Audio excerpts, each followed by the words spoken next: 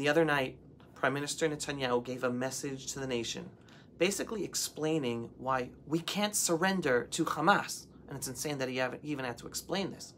And all the mainstream news channels on Israeli television, 11, 12, and 13, they either cut Netanyahu's comments off in the middle or only showed an edited clip of his remarks later on, like taking out the parts they didn't want the public to hear.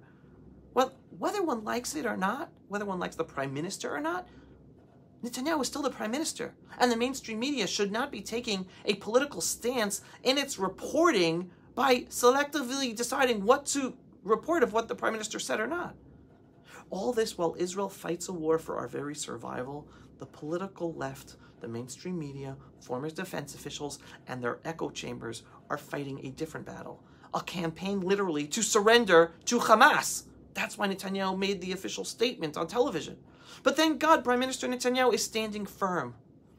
And in his comments to the nation, he made it crystal clear. Quote, if we give in now, all of our achievements in this war will be lost. We have no choice but to keep fighting until victory. End quote. Netanyahu is absolutely right. In fact, Netanyahu dropped a bombshell most media outlets in Israel are ignoring and around the world. Hamas is not just demanding an Israeli withdrawal and an end to the war.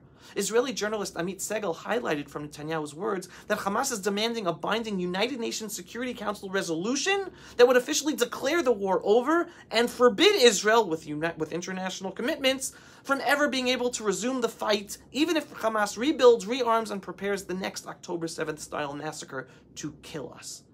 Think about that. Hamas trusts the international community. Not Hamas. It trusts the international community to shackle Israel from defending itself ever again against their Islamo-Nazi barbaric acts against us. And they burned our babies and raped our women and dragged our elderly into terror tunnels, and they are trusting the international community. This exposes the absolute bankruptcy of the United Nations and international law. Instead of using 18 months to pass binding resolutions and punishing Iran and Qatar, the countries that funded, armed, and trained Hamas, to pressure Hamas to release our hostages, the International United Nations Security Council is being looked upon to protect the Islamo-Nazi terrorists from Israel and trying to stop us from hurting them and stopping them. And we all know that the UN would do that. And this is absolute insanity. We are in a defining moment of Jewish history, and the Prime Minister understands what's at stake. Iran is watching, as it also wants to get nuclear weapons against us. Hezbollah is watching. The entire world is watching. And they are all hoping that the political left in Israel succeeds in pressuring Israel and Netanyahu to back down and surrender in the name of trying to free and save the hostages. Not because it will bring peace or bring the hostages back, because it won't, but because it will bring our defeat. That's what they all want. So let's break this down. The political left in Israel is promoting a fantasy that if we just end the war, Hamas will free all of our hostages, the violence will stop, and the world will reward us. This delusion is not only dangerous, it's exactly what Hamas is hoping for. As Netanyahu warned, Hamas isn't stupid. They're demanding binding international guarantees that Israel would be forbidden from restarting the war in order to stop them from ever being able to attack us once our hostages are released. Why? Because they know that if we stop now, they've won. They've won to continue to kill us. Netanyahu made it clear. If we had listened to the political left from day one of this war, and I've talked to you about this in many programs, we would have never been able to take out the senior terrorist leaders of Hamas like Sinwar and Def or Hezbollah leader Nasrallah. Syria would still be a full Iranian stronghold today if we had listened to the pressure of the political left. And Israel would be under existential threat from every border. This isn't rhetoric. This is reality. And what does mainstream media in Israel do in the middle of a live wartime address by the Prime Minister? They cut him off. They silenced the elected leader of Israel during a war because he was calling out their dishonest commentary on trying to pressure him and the government to surrender to Hamas. This is the same Channel 12 and mainstream media channels that backed Biden's betrayal, opposed the IDF entering Rafah in Gaza, promoted the fantasy of Israel leaving the Philadelphia corridor in Gaza, wide open to weapon smuggling, supported the release of thousands of terrorists, and now they're cheerleaders of the absurd idea that we can trick Hamas into a ceasefire and then go back to war when we feel like it. This isn't about politics. This is about the survival of the Jewish people and stopping to ensure there is never another October 7th ever again. Prime Minister Netanyahu said it best. If we do not finish off Hamas now, then October 7th will happen again. It's only a matter of time. And Netanyahu's not giving up. He's not backing down to this tremendous pressure from this political left in Israel. And neither should we. So to all the leftist leaders and activist protesters, you're not bringing the hostages home. You're making it harder to bring them home. You are literally damning them to death in Gaza because you're strengthening Hamas's claims. You're prolonging the war. Hamas sees that they have you standing up for their demands. And your hatred for Netanyahu has blinded you to the damage that you're doing to Israel. We just ended the Passover holiday when we remember the exodus from Egypt and our journey to freedom to worship God. But freedom never comes from surrender. It comes from strength, from faith, and from a leadership that does not flinch in the face of Israel. We're in a war. Still 18, 19 months into it, not for land, but for our survival and our future. Netanyahu is holding the line, and the Jewish people must stand with him, not because he's perfect, but because at this moment, he's right, and he's the best one to be leading us in this war. And history will remember who had the courage to say so. And all this after Hamas just officially rejected the latest hostage deal proposed by President Trump's team that would have allowed for around 10 live hostages to be released in exchange for a ceasefire and more of their Islamo-Nazi terrorists to be released from jail. And the reason that Hamas rejected that deal? Their demands for international commitments that Israel would be forbidden from restarting the war if they returned after they return the hostages. But this wasn't a serious proposal from Hamas, as Israel cannot end the war because we have to ensure the safety of all Israelis moving forward. And without removing our Islamo-Nazi enemy in Gaza totally from power, it is impossible to secure Israel from another October 7th massacre. The Hamas condition is a trap, a clear attempt to block any agreement while blaming Israel in the process. And yet, instead of placing responsibility where it belongs, on our Islamo-Nazi enemy that carried out the October 7th massacre, and saying no to this new deal, instead, Israel's political left, the mainstream media, and the protest movement are doubling down on blaming Netanyahu, using the same claims as Hamas. And the resemblance is shocking and so sad. Hamas demands an end to the war as a condition for returning the hostages, and so does the Israeli political left, parroted by the mainstream media. Hamas accuses Netanyahu of torpedoing the deal, and so does the political left and the mainstream media. The entire narrative of all the hostages in exchange for ending the war, then we'll trick Hamas and restart the war, is a delusion. And it's dangerous. It insults the memory of the victims of October 7th as it misunderstands our enemy, and it harms the very goal of bringing our hostages home. But facts don't matter to the political left. Oh yeah, make a deal with Islamo-Nazis who won't hold to it, but we'll be held to it because international community, we have to listen to international law. Because this isn't about policy, it's about strategy. It's not even about the hostages, it's about Netanyahu. Why? Not because of any facts or strategy, but simply because he's Netanyahu and he represents the religious right wing in Israel. This is a pattern that can't be ignored. For months, a growing segment of Israel's political left has shown that it will attack Netanyahu no matter what he does or says. All one has to do is look over the headlines every once in a while.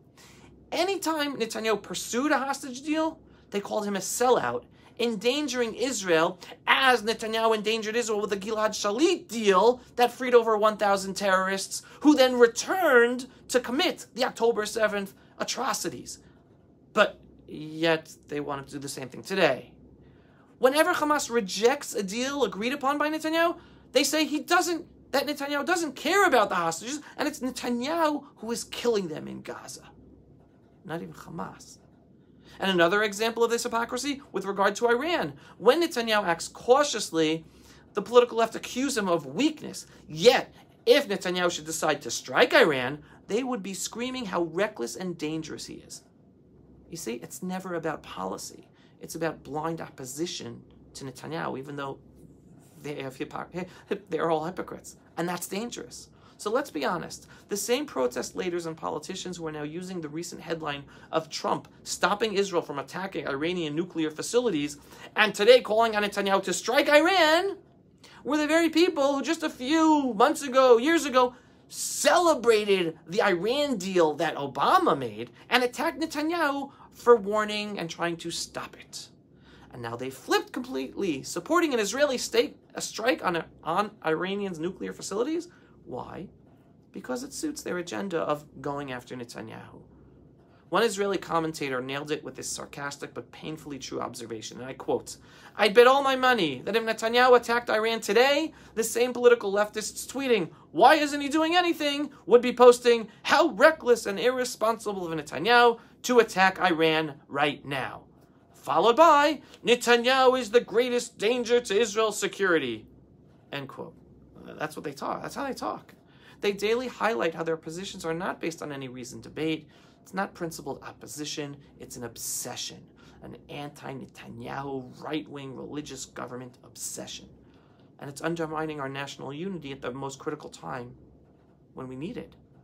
If you're one of the many undecided people out there, someone who cares deeply about Israel, who doesn't always know what to believe from the media, and who is trying to listen and understand, ask yourself this. Why is so much of the political left in Israel parroting Hamas's demands in their protests? To stop the war? That just empowers Hamas to double down on its demands, seeing that they literally have support within Israeli society parroted by the mainstream media. Why is the focus always on attacking Netanyahu and the government rather than holding our enemies accountable? Hamas, Iran, Qatar, Egypt. And how is this nonstop internal war helping us defeat Hamas, bring home our hostages, or secure Israel's future? This kind of opposition that we're seeing daily, rooted in a hatred rather than in principle, is not a sign of a healthy democracy. It's a sign of political extremism that's leading many of them to say, "Oh, we're gonna refuse to serve in the IDF again and not fight in the war." You don't have to love Netanyahu to see the problem here. You just have to be intellectually honest. We are in a war, not just on the battlefield, but for the soul of our nation. Our Islamo-Nazi enemies want to destroy us physically. But there are forces within our society on the radical left that are working to sow disunity, destroy our confidence, our clarity, and our ability to protect ourselves from a true enemy that has revealed to the world on October 7th its true evil, barbaric ways that they happily gloat about their intent to do again. And it's all parroted by the mainstream media. Enough. This is a time for responsible leadership, for thoughtful disagreement, and for putting Israel's survival above political games. And most Israelis are there. But it's something that the leaders of the political left and the protest movement have proven that they are not capable of. We need to recognize the danger, not just of Hamas, but of a political culture on the political left that will align with our enemies just to score points against the right-wing, the religious right-wing government led by Netanyahu. If we want to defeat evil, to bring our hostages home, and to secure a strong future for Israel, we must also defeat the lies, the hatred, and the hypocrisy wherever it comes from, even when it comes from within. Because truth matters. And as I have been saying for years, we will defeat our external enemies, and we will overcome our internal challenges. And also internalize this. On top of their campaign to literally surrender to Hamas, they also say that we must stop this war because we have achieved no achievements during this war. Yes, that's literally part of their campaign. So here is a partial list of achievements that we have achieved in this war for all of you to internalize and share far and wide. Ready? Here's the list. Around 80% of the hostages have been returned out of captivity. Yes, we still want to save every last one, but it is truly more remarkable that we have been successful in saving all the ones we have, and that can't be ignored. And Netanyahu should be thanked for achieving that. No one thought that was possible. Also, rocket fire from Gaza has decreased by over 99%. Approximately 20,000 Hamas terrorists have been eliminated. Hamas's senior leadership has been taken out. The U.S. is today advancing a plan for the evacuation of Gazans. Thousands of Hezbollah terrorists have been eliminated. Around 80% of Hezbollah's capabilities have been destroyed. Hezbollah's senior leadership has been targeted and killed. Hezbollah is now hiding, and they still want to be able to shoot, and they don't want to give up their guns, but they're hiding. The Iranian terror axis has been effectively dismantled by Israel. Iran has been pushed out of Syria, and militias there have been destroyed, even though they still are a danger, but not as dangerous as before. The Syrian army's capabilities have been decimated. The IDF controls Mount Hermon in the previous Syrian area. Iranian-backed militias in Iraq have withdrawn from fighting. The Houthis in Yemen have taken more damage than ever before now that America's attacking them. Iran's strategic air defenses have been destroyed. Iran's economy is in historic crisis. Around 1,000 terrorists in Judea and Samaria have been eliminated by the IDF. Thousands of terrorists have been arrested in Judea and Samaria. Tens of thousands have been evacuated from terror camps in Judea and Samaria. And on top of all this, the aim of Iran and Qatar was to totally destroy Israel on October 7th and truly commit a mass genocide of all Israelis. And miraculously, that overall plan did not come to fruition. But sure, they say no achievements.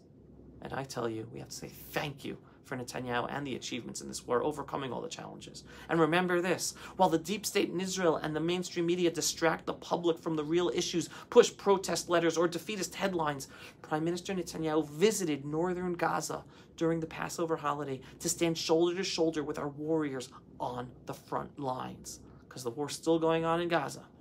He did not go for a photo op, but to hear directly from IDF commanders and to give our soldiers a clear message: we are fighting for our future and we will win.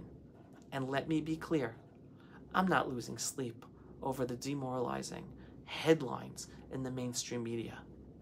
Yes, the usual suspects are pushing stories claiming the Trump team's post-war proposals will leave Hamas in power and will leave Iran racing towards a nuclear bomb. But do not buy the spin. Both Donald Trump and Benjamin Netanyahu know exactly who our enemies are, and they're enemies both of Israel's and of America's and the whole freedom-loving world. And they both know what's needed to secure Israel's future and the future of the whole freedom-loving world. Total victory will be had. Just hold the line, believe in God, strengthen your belief, and help me share the inspiring truth of what's really going on. See, today when Netanyahu stood with IDF Chief of Staff Eyal Zamir and Defense Minister of Israel Katz and commanders from the Southern Command, he received the real-time updates on our mission to crush Hamas and destroy it and try to bring every last hostage home. If not in the deals, then with the military. And he didn't waste time with diplomatic niceties, despite the headlines about Witkoff's disappointing offer to Iran after their meeting, that Witkoff himself has since walked back.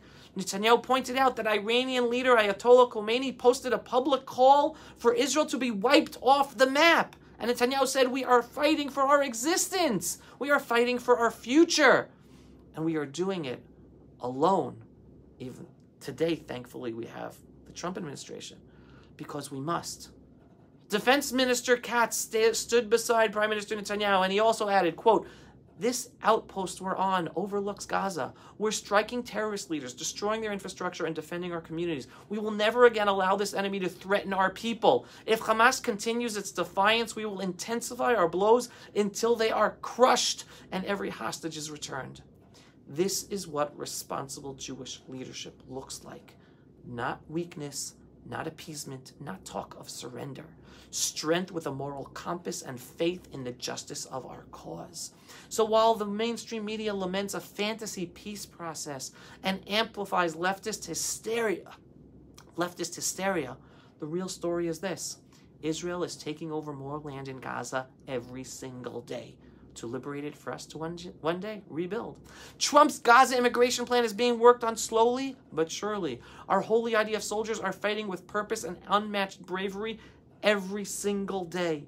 And Israel is doing what no other nation in the world would dare to do: face the evil head on and defeat it.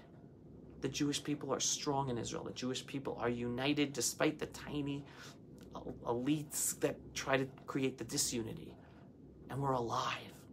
This is not just a war for territory, it's a battle for the Jewish future. And with the right leadership, strong faith, and your help sharing the truth that we're putting out there, the pulse of Israel, we will win. We will remain sane, positive, spread our gratitude to our holy IDF soldiers and to God for all that they have done to get us to this point. Pray for our remaining hostages to free them, and support Netanyahu and our government, despite our evil enemies, despite the international pressure, which doesn't get felt that much, thank God, because of the Trump administration, and despite the internal challenges led by the political left and the mainstream media in Israel. We still have so much to do to accomplish total victory, but we are on the way. And what I always make sure to tell people, just remember where we were, the Jewish people, 80 years ago, and where we are today. Almost exterminated by the Nazis, and now fighting against these Islamo-Nazis around us. And after more than 2,000 years of consecutive exiles and persecutions, look where we are today. Never lose perspective, no matter how challenging things might look today. Hold your heads up proud. We still have so much to accomplish, but we have achieved so much. And we always have to be grateful for what we have and not always be demoralized because of what we don't or who we don't. We hold on to the sadness, we carry that with us, and we move forward and we thrive. And yes, we will rebuild Gaza to be Jewish again, because that's the only way to protect all of Israel. And we will remain in southern Lebanon, and we will remain in southern Syria, because that is the only way to protect Israel and protect the minorities also persecuted by the Islamo-Nazis who threaten their lives. We're still in the very beginning. And yes, we wish this could have taken so much quicker. Why are we 19 years into this war against a slice of land that is smaller than Delaware? Well, it's because of all the challenges we're up against and that Netanyahu is up against. International, under the Biden administration, internal, political left, deep state, with the support of the Biden administration. Now we have a Trump administration, and they're working slowly on a plan. They didn't tell me. I didn't ask them. I'm just showing you what I see and explaining it to you based on my understanding of what's going on and the information I have. That's it for today's Pulse of Israel. I hope you come out more informed, inspired, and not as demoralized by the daily headlines. If you are not yet a subscriber to our daily Pulse of Israel videos, what are you waiting for? Go to pulseofisrael.com and click to subscribe. And if you're not yet a donor, we need donations. We are a donor-based operation. We survive thanks to your donations, large or small, as we're heavily censored across social media. So when you give a donation, we're able to do our work, and we want our videos to be seen by many more people. Just visit pulseofisrael.com and click on the donate button. Shalom, everyone, and thanks for watching. Pulse of Israel, frontline videos from the Holy Land. Support our work by donating today.